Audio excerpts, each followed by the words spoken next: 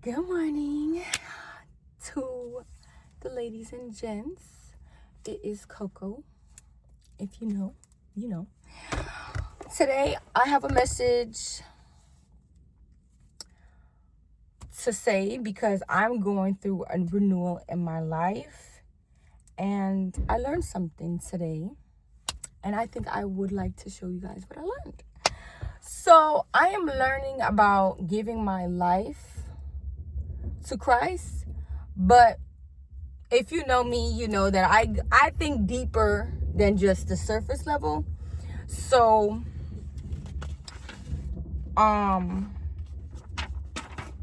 we're going to be talking about renewing of the mind, right? And this is the salvation, the rescue from God. So the first thing to renew the mind is you have to verbally say it out loud. Like you have to verbally say it out loud. So it says, first, it requires a public confession with one's mouth, right? Paul is not saying that an inner belief is too weak to effect salvation, but is simply indicating the tradition of the early church that faith be verbally professed. So you have to verbally you have to verbally say it out loud. So you can't be in your mind, saying it. No, you have to speak it. You have to speak it. You have to say it out loud. You have to confess out loud. Like, no, I'm not doing that no more. I confess. I don't want to do it no more. I'm not doing it. Okay? I'm just not doing it. No, we're not going there. So you have to verbally say it. You can't be right here and be like,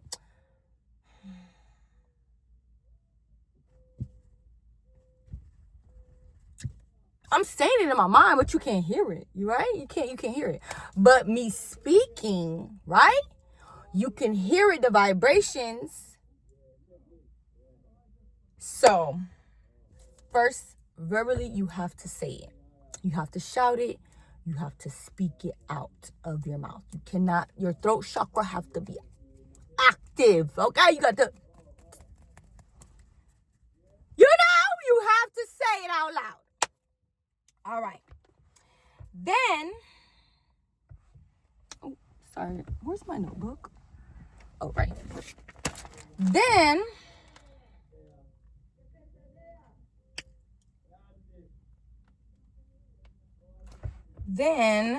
sorry. So, faith. You have to have faith that it's going to work. It's going to happen. You're going to be renewed. You're going to be saved. But faith comes from God. Okay?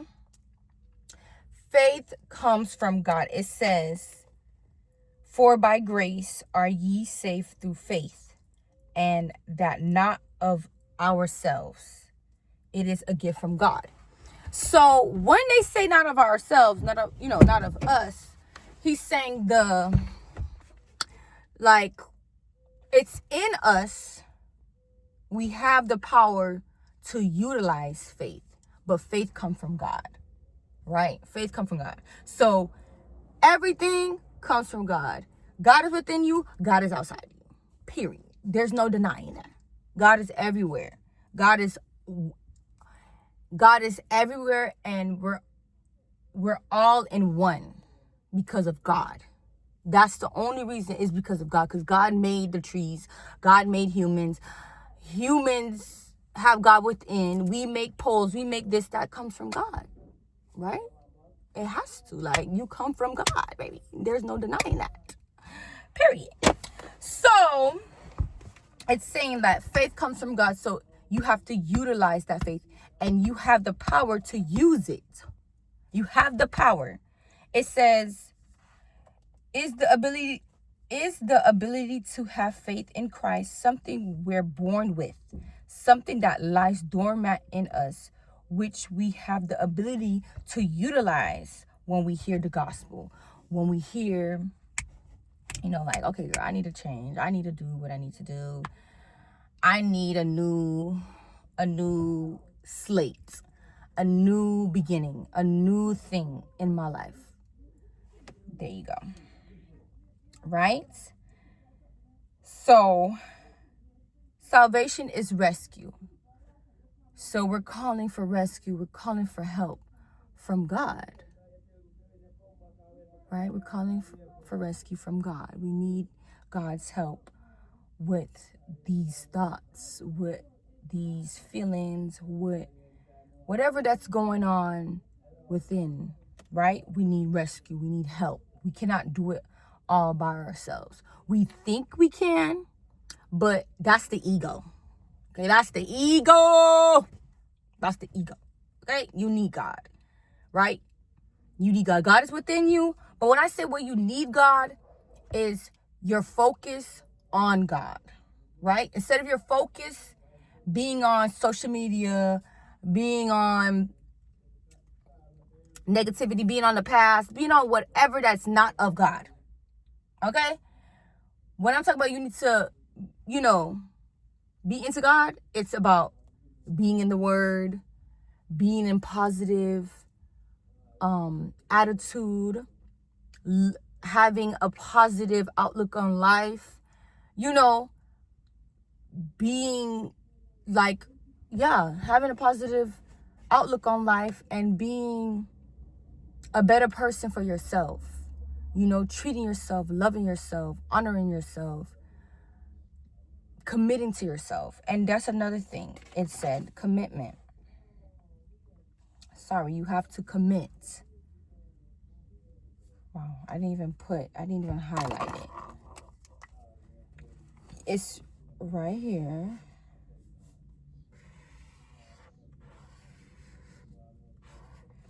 It says Joshua instructed the children of Israel to make a commitment to serve God in the promised land. The Psalms were constructed to use as confessions in the public worship service of Israel. So it's a commitment. It is a commitment to yourself and God that you are going to rescue yourself, basically, because that's what you're really doing. But God is within and God is going to help you. Period. There's no ifs, ands, and buts. He said anyone can call on to him and he will answer. Right? He will. It's going to work. Period. Then, salvation is rescue, as we know. And you have to kill the old self. You have to put to rest, to death, the old thinking, the old ways, the old thinking, the old habits. Anything that's from the past that is holding you back, any negative thought, any negative feeling, trigger, anything that is throwing you off your pivot, off your alignment, off your journey. Yes, it's redirection, but sometimes, like, this is God. You want to be close to God. Because when you're close to God, it's like things just work in your favor. Like, even though, yes, it is challenging. It does have its ups and downs. That's life.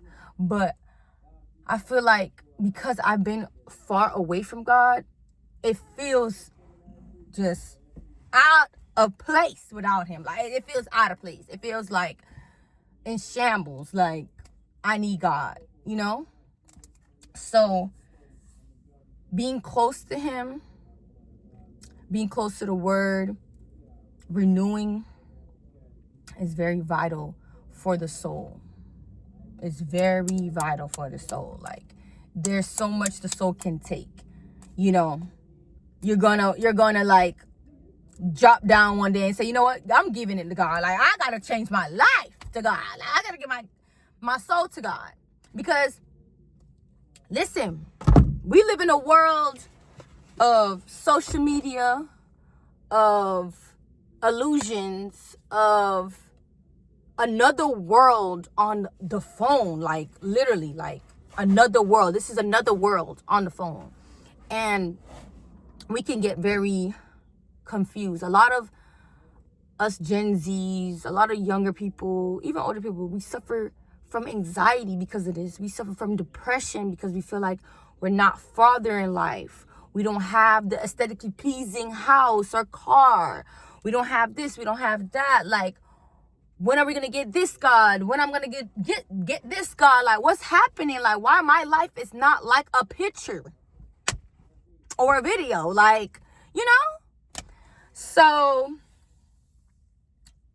being close to God give you that comfort. You know, I'm gonna be very honest. I was into tarot cards, you know.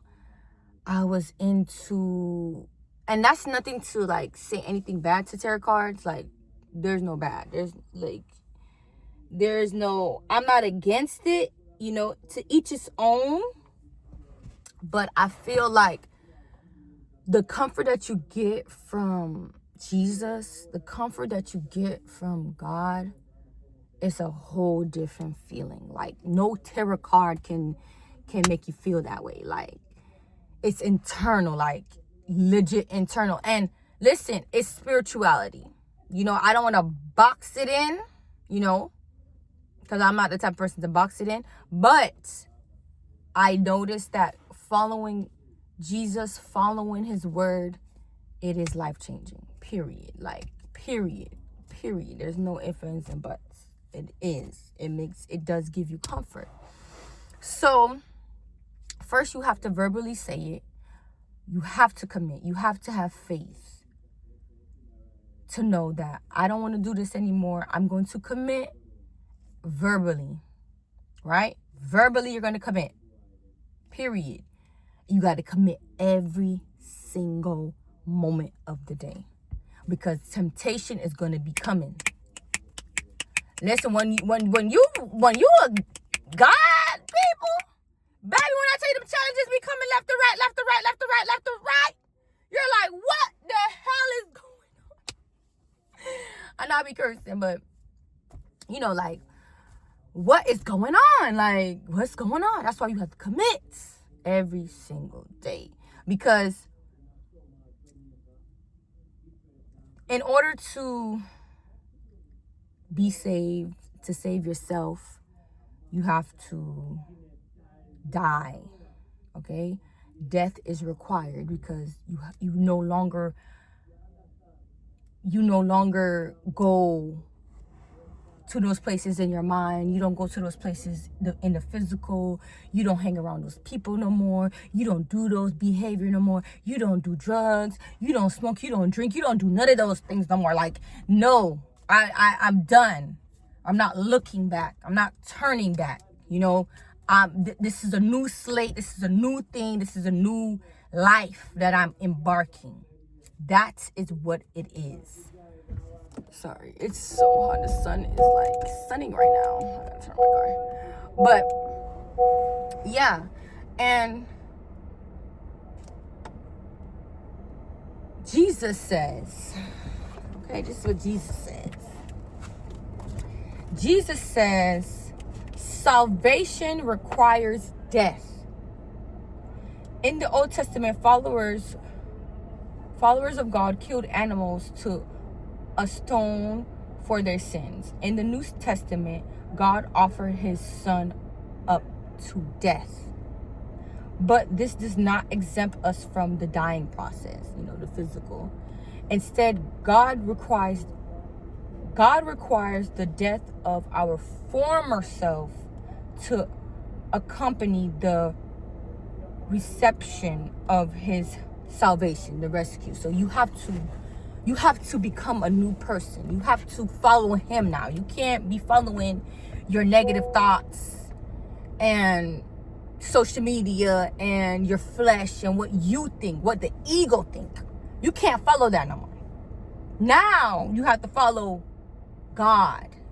And I know sometimes, like, okay, when you following God, it sounded like you're in your mind, it's like it's you. But how can I say? It's like a nudge. It's like your intuition. I feel like that's what God is. Like your intuition. Like something's, you feel like, dang, I should do this. Right? You feel that. That's God. But it's going to be a good feeling. Like, it's not going to always be a good feeling. Sometimes it's going to be like, oh, I feel like I need to go to Walmart and buy this. I don't know. God telling, like, it's like a feeling. It's a feeling that's telling me that's God. God telling you to go buy it. And in your mind, you probably like, oh, I don't know. I probably don't got the money. Should I spend my money on that? Da, da, da, da. God telling you to go to Walmart for a reason, right? That's why we need to be obedient, because we never know who we're gonna meet up, who we're gonna help, what we're gonna embark, what the message is. We don't know. You know, we're gonna miss our blessings with, not being obedient. So, yeah. So he says you have to put your ways to rest, to death. You have to throw it away. You have to put it behind. You have not even put it behind. You have to throw it away in the trash. Right? When you throw it away in the trash, you don't look back. You don't go back to the trash and look if the trash is in there. No. Once you throw away the trash, you're expecting the trash man to come pick up the trash and bring it to where it needs to go. You don't even know where it is. You don't even know where it is. And if you do, okay, kudos to you. But you don't even know where it is. Because you don't need to know. All you need to know is you put the trash in the trash bag for it to get picked up by the trash man and bring to where it needs to go, to be disposed. Right? You don't worry about that. You don't think about it. You're not thinking about it. You're not worried about it. You're not. So that's the concept that you have to think. Like, no, I'm a new person, and I don't care if mom, dad, uncle, sister, cousin, peers, friends, the man you with, the girl you with, it doesn't matter. Once you said this is done, I'm not going there, I'm not doing it, and I'm committing to self-improvement. I'm committing to God. I'm committing to a new identity. I'm committing to something new. Period. You stand on it. You walk in it every minute of the day. That's why you have to commit every minute of the day. You got to verbally say it every minute. Because let me tell you, that old self going to want to come back. Okay? Because you're so familiar with it. It's so familiar. Especially if you're in the environment that reminds you of it. And sometimes we're addicted to that identity. Sometimes we're addicted to things that we cannot let go. So that's why you got to do it every single minute of the day. That's why you got to pray. That's why you got to stay by God's word. You got to be by that Bible. Okay? You got to be by that Bible. You got to be by that Bible. And you got to renew your mind. This and repetition is the process. It's a long process. It's not a 1 month thing and then you revert back. No.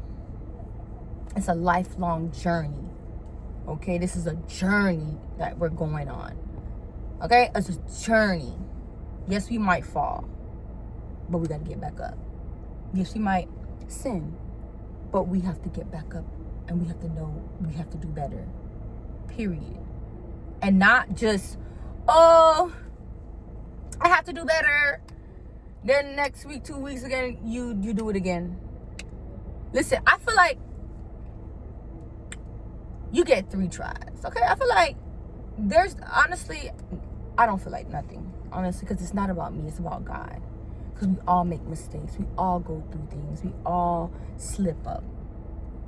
As long as you get back up and you commit, that's what matters. Period. It doesn't matter about how much times you fall. It matters how much times you got back up and you committed and you move back on the road of success, whatever you call it. I was gonna say timeline. Get back on the timeline that you really want to get on, that you really want to be on, right? But Yes, so you have to verbally commit every single day. And you have to, salvation requires death. And he says Jesus says, basically baptism, water, and spirit. That's how you know water is powerful. Okay, water is very powerful. You drink the water, you talk to the water, because water have power. Okay? Water have power. So you drink the water and you speak and you drink, or get baptized. Baptized. Some people get baptized, some people are spiritual, they're not gonna do that. It doesn't matter. Water and the spirit. By water, most scholars believe Jesus was referring to baptism, the point of public confession for the person being saved. By spirit, Jesus was simply highlighting the spiritual nature of this birth. Right? So you have to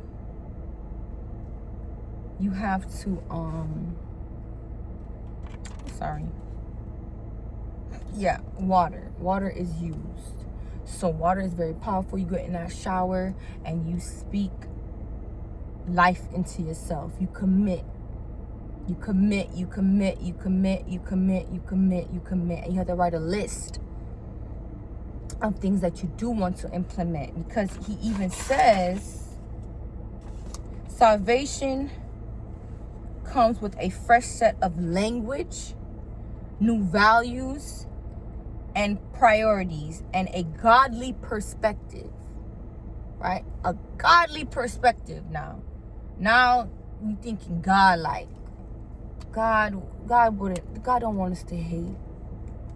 No, he wants us to love each other, honor each other, especially honor yourself. You have to have self-sovereignty, and that's what Jesus is teaching, is self-sovereignty. To be sovereign within self. So when you are sovereign within yourself, you can conquer the world. Because how you do one thing is how you do everything, and that's no lie. Okay, no lie. And for me, because I struggled with substance, with Mary Jane, baby. I was right.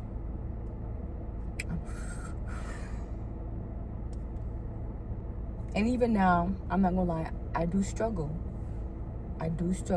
but I'm learning that I have to commit. I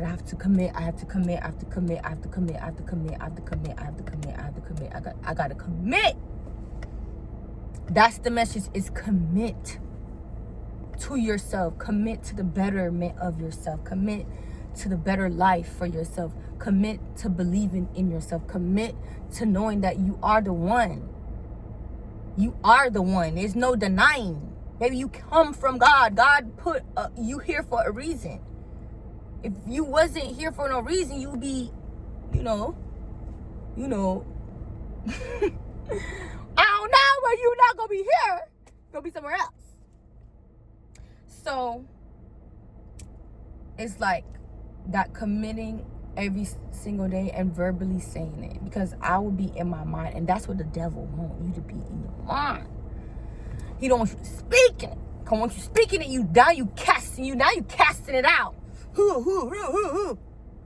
When you have that negative thought, you like, man, I don't want to hear that. Once you speak it, then it's like, oh, okay, I'm out of my mind. Because it all starts in here. You have to change here so you could change outside. Right? Get what I'm saying? But it's for me, honestly. Because I'm going to commit to myself. Committing to myself.